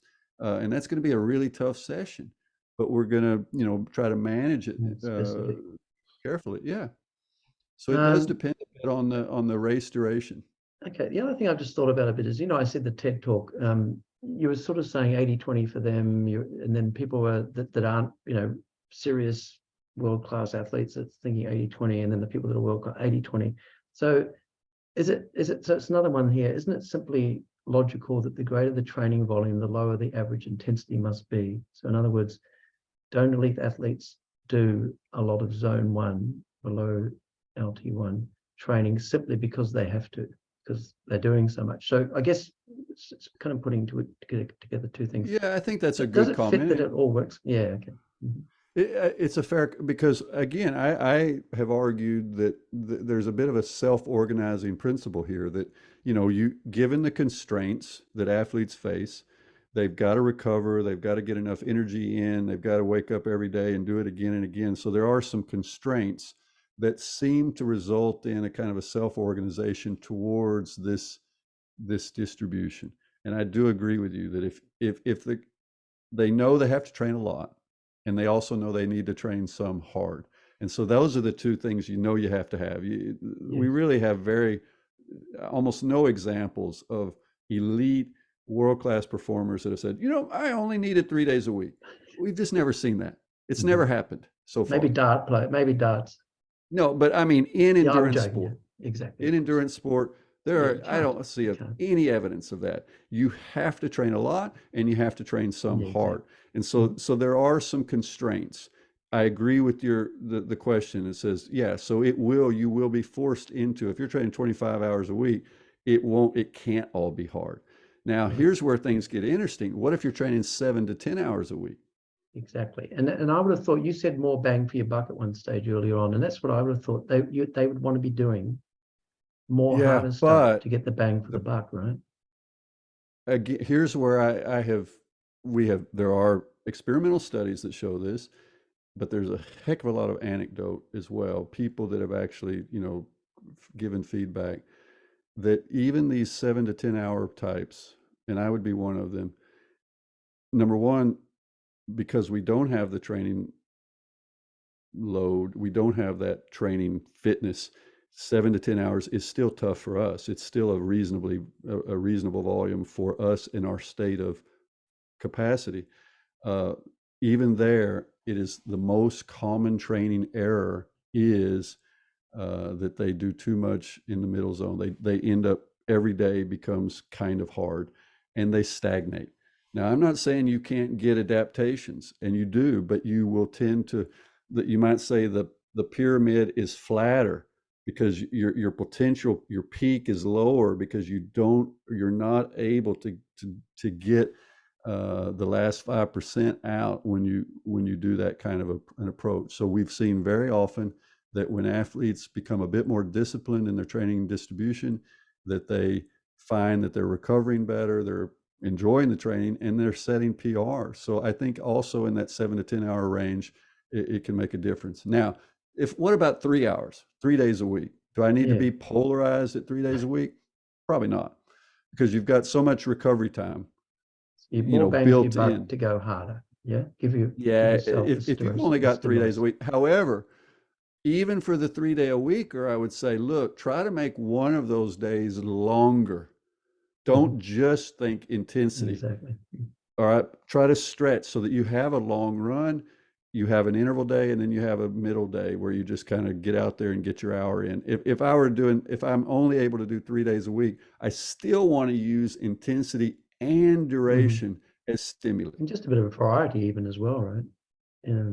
It's just something don't harder, underestimate, something longer, something. Yeah, it's good variety, but we should not underestimate the value of duration as a part of the signaling process. Yep. Things happen in the second hour that don't happen in the first hour. Yeah. But you got to do the first hour to get there. Now, I was amazed again. I keep bringing up, so hopefully you get some more views on your TED talk from this one. But I was amazed that you said the pro cyclists averaged like 65% of their max heart rate. when you look at them across Yeah. all their Yeah, training? that was from Toon von Erp, I think was his work, where they had data from a professional cycling team for several years. I think they ended up with 4 years of data. And that's part of this digital age where all the data is going into various digital platforms. And so they were able to extract all the data, and that's what they saw was that on average, the intensity was quite low. Now, that can be misleading because when they go hard, they're scary, Mm, so don't get me wrong. Uh, I was using this to exactly. make a point, but Okay. when they go hard, Stephen is off the back so fast his head spins. They're so much better at every level. But when they're riding easy, yeah, I could keep up with them on flat ground for an hour or two, Mm. if they're going easy. I know. I I actually I have could do. seen I have seen professional cyclists sometimes. We had this beach road here in Melbourne, and I was like, "Holy crap, they're going slow." I Yeah, thought they must have yeah, just yeah. done a race or something. But yeah, because I worked out for me, I think my max heart rate's 170 or something. That's only like 110. I'm like, what? That's just not much. But as you say though, when they go hard, it's really hard. So it's like, when you do intervals and then you see like your average watts, it's like it's pretty crap. It's like, Yeah. because you're missing See, out on it's the very average. misleading to take the average, because it hides a lot of hard work. But I guess it's all about, one of the first things I saw, and I've said this many times, is that I was running in Norway in the local forest on the trails, and I saw this girl running, and a young woman, and we had tested her in the lab, so I recognized her, and she was the sister of an Olympic silver medalist in cross Mm, country skiing, and she was also a skier. So, and I saw her, she's running, and then she gets to this kind of a steep hill, and she starts walking up the hill fast. mm. And I knew her VO2 max was like 68 mLs per kg, which is pretty good for a female athlete. And I said, well, why the heck is she walking up that hill? I would never walk up a hill, Mm. no pain, no gain. But she was, as time would show, she was just showing intensity discipline because that day An her easy goal day. was to keep it easy. Mm. So she walked fast up the hill and then she resumed running. So she flattened out the hills by controlling that. But then, maybe the next day was an interval day and she would have kicked my butt if I would have not been able to keep up with her. So that's the thing. And I have a colleague, he used to work with the Olympic, the cross country ski team, and he was a decent runner himself. But he said, hey, Bjorn Daly, the 90 ml per kg guy with 8 gold medals, he says, I could run with him on an easy day for 2 hours, but then he would run 2 more hours after. Yeah, He would exactly. be slogging it out for 4 hours, but he said, but I could stay with him for a couple of hours. And so this is just part of the point. But don't come to Bjorn Daly and say, I want to do the interval session with you unless you're ready for a whole lot of hurt. So that's that idea, is that the really good athletes, what I see is that they just they take off, their ego is Mm. robust enough that they don't care if some young upstart kid goes past them on an easy day. They're not going to start half wheeling some cyclists just during their ride to work. They know what they're good for. And you're Whereas saying I've got those an of ego us, problem. You're saying I've got a bit of an ego we problem all, here. I think most of Yeah, us of do. course. We all do. But the It's worse, the the least it's the impressive you are, default. the more you've got to try and prove yourself, sort of thing. Yeah. And Yeah. who makes, I always find that athletes that didn't quite reach their goals as athletes, they tend to be the ones that are the most aggressive in the age group sports, And so, whereas Mhm. the guys that or females that were champions, they're kind of done with it. They don't have anything to prove. Mm, So it's an it's true. interesting psychology there. Yeah, exactly. A bit bitter and twisted, as I think what you call it. All right. So, okay, if you're still happy to go, I got a Twitter question here. Again, it's the evidence. So, is there any evidence that matching the training load, training below LT1, is more beneficial than training at high intensities? And then, is there any evidence that training in the threshold zone leads to burnout? So, like I said earlier, is there evidence for that, or are you going to say that the studies are too short and things like that? Well, I do think we don't have really long studies to do. I mean, the groups that have the most data on this are the high performance environments themselves. Olympia top and the big cycling teams and that, they've got a lot of data that they're able to bring to bear on some of these topics, but they're not publishing. But they've got the real longitudinal data that tells them when it goes wrong and so forth. You know how it is for us in our careers. We don't have time to do a longitudinal 1-year study. Funding, and no one is we're gonna lose subjects. We're not going to be able to get to the end of that 1-year period with enough data, because we're going to lose people along the way. So I would say we do have some short-term studies where on functional overreaching. There are studies going all the way back to, I think, Bruin with horses that show that, yeah, if you want to induce overreaching or overtraining, a great way to do it is lots of threshold training.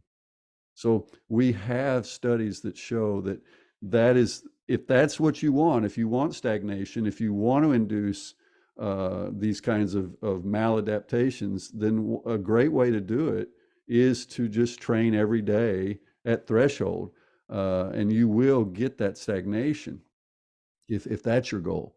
And so functional overreaching, you can do that with a combination of upping the intensity and increasing the duration. And so I think mechanistically we have good data to show that this happens. And I think there's a lot of data in the high performance environments, like, in Norway, they've won gold medals in all these endurance sports, and that at the organizational level there, and they've published a lot of it too, but at the organizational level there, they're very comfortable with their database as to what is happening. And they have very clear mandates as far as, all right, if you're a cross-country skier and you're at the on our national team, you're going to need about 100 hard sessions a year. Mm-hmm. All right. So that, they've got rules of thumb based on 30 years of data that says you're going to need to stay healthy so that you can get 100 hard sessions a year. That's going to include races. And then most of the rest of that is going to be aerobic. You say 100 hard sessions a year, that's a lot. That's a lot of sessions, but they're training 12 sessions a week. So in that context, it's a relatively small percentage. So I would just say to your reader, or the person who called in, I say, yeah, you got to be aware that not everything is getting published, because a lot of these environments, that's not their main agenda. No, is to teach you how to train. Their main agenda is to win the Tour de France. And I guess sometimes they don't want it public. They don't want people to know what they're doing either. There is that too. And I got to be honest, what I'm seeing now is there is protectionism as far as, it used to be some of the data was being put out on Strava. You had World Tour cyclists that were putting out their workouts, like Mathieu van der Poel, or their races, but they're starting to shut that down. Yeah, I see. They shut it a couple of weeks before the race and stuff. They shut it down. Yeah. So we got to be clear on this: is that at those levels, it's a competition, and it's like their training data and their racing data is kind of institutional knowledge or assets. That's part of their assets. I don't think that's very much true. Like, a guy I remember, Olaf Tufte, who won 2 gold medals in rowing, 2004 and 2008. He published everything, or he, put it all out there, and he just said, "Look, I can tell you what I did, but that doesn't mean you can do it yourself." Exactly. And so, yeah, I'm going to go out and do what Van der Poel does now. Yeah. So in the end, it probably doesn't matter that much, but there is a certain degree of. Well, I remember the same with when I was first starting my career with research. Some people were like all secretive about their research, and again, it was how confident you were. Once I got more confidence, I thought, actually, there's more to be gained than lost by telling people what you're doing. They say, "Oh, why don't you think about measuring this?" I agree with you. Now, I totally agree. I saw a response to one of the questions that was on the Inside Exercise about your chat we're having today. And anyway, it just made me think, because I was just looking at it. You said how the vast majority of people train in zone 1, not zone 2, right? So you're saying, I think you have an important point. I can see that data on numerous Norwegian world and Olympic champions, multiple sports, they train sub LT1, zone 1, not zone 2. And when I saw that, I thought, the minute I finish this, it's going to be like, oh, that was a great chat and quite chuffed. And then I'll see something on Twitter, and I'm like, no, you got to do zone 2. You got to do zone 2. So what can we say to people about this? It's almost like a religion. Yeah, I left religion years ago, so I'm very careful to not get, and I avoid, even on Twitter, when I start seeing these kinds of discussions that I can tell that there is emotion in them, I just stay out of them, because I say I'm not going to get into that. But I would just say that we do have a lot of data on exceptional athletes that have both had the huge VO2 max, the big fractional utilization, just all the numbers are what we would call elite. And they're not, they're training a lot in what I guess Milan would call zone 1 in that 5-zone model. Now, there's some in zone 2. Now, here's the deal. What's really important is that the zone 1, if you're in zone 1, obviously there is a zone 0. There is some lower boundary. So let's be clear on that. I'm not arguing that you can just walk around and that's training. Don't misunderstand me. But whether it's 60% or 65% of VO2 max, or even 55, that's a very fuzzy kind of mark, and it depends on duration as well. So 60% times 4 hours versus 65% times 3 hours versus 70% times 2 hours can all be maybe an equivalent molecular signal. Definitely. You with me? Oh yeah. So we if I can get the listeners to take home anything from here, I would say, please stop considering intensity in a vacuum. It only has meaning when you attach duration, and the body seems to be exquisitely sensitive to that what should we say, area under the curve, the intensity times duration, the total signal, and all the mediating effects, such as glycogen depletion and so forth, that are influencing that signal stream. So the physiology is beautifully complex, but the training doesn't need to be. Well, just thinking about so you're saying if you just think about zone, you're just thinking about zones, you're not thinking about how long you're doing it for. It reminds me of the paper you mentioned of mine, because when they did the untrained people rode 2 hours at 65% VO2 max, it was hard for them.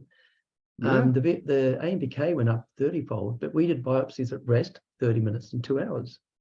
At 30 minutes, it was up 3 or 4-fold. Yeah. At 2 hours, it was up because, as you say, you're getting depleted. Your energy balance is well maintained, your homeostasis in the muscle. So yeah, to take a snapshot. So if I'd stop them after 3 minutes, I'd say, oh, this zone doesn't do anything. Exactly. Like, well, yeah, exactly. So that's a good. You got to understand, and that's why athletes get this, and they say, well, the first hour is basically just setting me up for the second hour, or the first 2 hours are setting me up for the second, the third, and the fourth hour. That's when I'm pushing my frontier adaptively. Well, look at Kipchoge running a marathon. Like I know he didn't do well the last one, but the first hour, even at 59 minutes 47 or something, whatever it is, it's just setting the scene, and then that's when the business starts. Then the race starts, and that's what we always talk about in these in cycling. They have this term, the classics, and the classic races are in that March-April period, and they're often 6 hours long. And what makes them classics? Well, one of the things that makes them classics is they are longer than typical races, and it seems to have a tremendous filtering effect that out of the whole World Tour circus, you suddenly zero in on about 15, 20 athletes that are able to bring to bear the kinds of power you need to win a race after 6 hours, right? That's a different animal. And there's not as many of those. Even in the world, all of them are world-class level athletes, but there's just another level that emerges when you start racing for 6 hours on a bike, and then at the end. Protection thing, they haven't got the domestics. Well, maybe they do, but if you're doing they do have some protection. You're sort of on your own. If you're the best rider, you can't sort of just sit in a group on the cobblestones. Because if you're that good, things are getting broken up, and you're just having to fend for yourself. So anyway, it's that's part of this adaptive process that they have to adapt. They have to be able to have the physical capacity to mobilize after all those hours where the body is slowly being broken down. So it's kind of like which athlete has preserved, which athlete has the best durability, which athlete has the highest VO2 max after 6 hours, because it's not the same as it was after 15 minutes. All right. Well, that's great. I think we've covered quite a lot. Is there anything you think we haven't covered? Thank you for being generous with your time. No, I think we've had a nice 2-hour chat. Yeah. Yeah, This may be the longest podcast you've published if you put all this out there. So now I generally just stick it out there. If I there's nothing to leave out anyway. But if I did, I know what will happen, because I'll say, like we talked about earlier, but we didn't talk about it earlier because I cut it out. No, it's really good. I always say these podcasts are great if you've got a long easy run or a long easy ride. You can listen to them so that you're giving your audience something they can use during their long training sessions. Exactly. Great. Well, thank you again for coming on. It's fantastic, and nice to meet you and chat with you after all this time, after reading your emails back in 1996 or something it was. So, yeah, good on you. Thank you. See you. Thank you. Okay. And it's great to be part of such a group of impressive researchers. So I appreciate it. No, thank you. Okay. See you, mate. Bye-bye. Bye-bye. I hope you enjoyed this podcast. Please like, subscribe, pass it on to your friends and colleagues. Check out the other podcasts. Thanks again.